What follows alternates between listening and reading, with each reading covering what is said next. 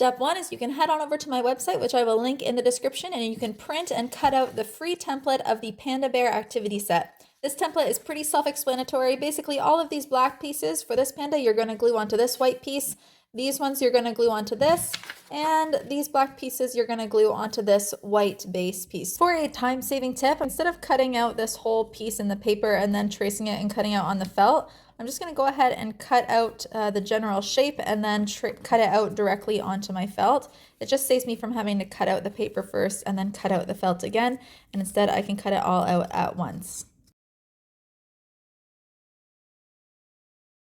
Okay, as you guys can see, I have got pretty much everything cut out and glued. There were a couple things though that I did not glue because I wanted to explain how you're going to glue it. With this little panda bear here, I glued it all on except for the arms. When I glue the arms on, I'm just going to put glue on the top so that the arms can still lift. Similar with this guy, I'm not going to glue his leg and arm right on. I'm just going to glue it at the two ends of both the arm and the leg because I want this rope to be able to fit through the arms and the legs, and I want the panda to be able to move up and down. This little sleeping panda, I glued it all on as usual, and then I also just cut out some little white sleeping eyes. With this tree branch, I actually ended up cutting out 2 strips because my brown felt is quite thin, so I just cut out 2 layers. And I'm going to glue this down. I'm going to glue it completely down on this end on top of my swinging vine here, which I'm just using ribbon. If you don't have ribbon, just cut out a thin piece of green felt and you can use green felt.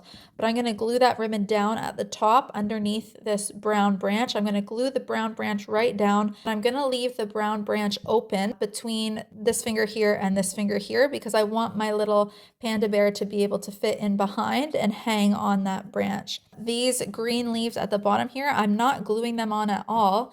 Instead, I'm going to use this little pin. I think these are called brad pins. I'm going to use a pair of scissors and I'm going to dig a hole through the bottom of each of these leaves as well as through the page. And then the brad pin will fit through that hole so that the leaves will be able to rotate, and underneath the rotating leaves will be hiding my sleeping panda. Alrighty, here is the final page. Let me show you guys the finishing touches that I added. I'm going to start with this guy. I put a piece of Velcro on the back of his back and on the page so that when your child's not playing with him, he won't get lost. But the idea is that he can hang over this little branch here and hang out up there. I attached all these little leaves, just placed them wherever.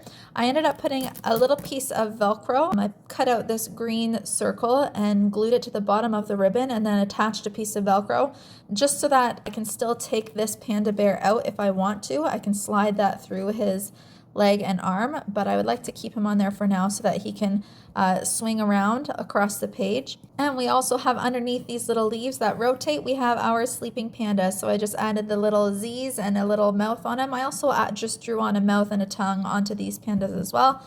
But you can see that the leaves rotate so you can hide him away in his little sleeping spot.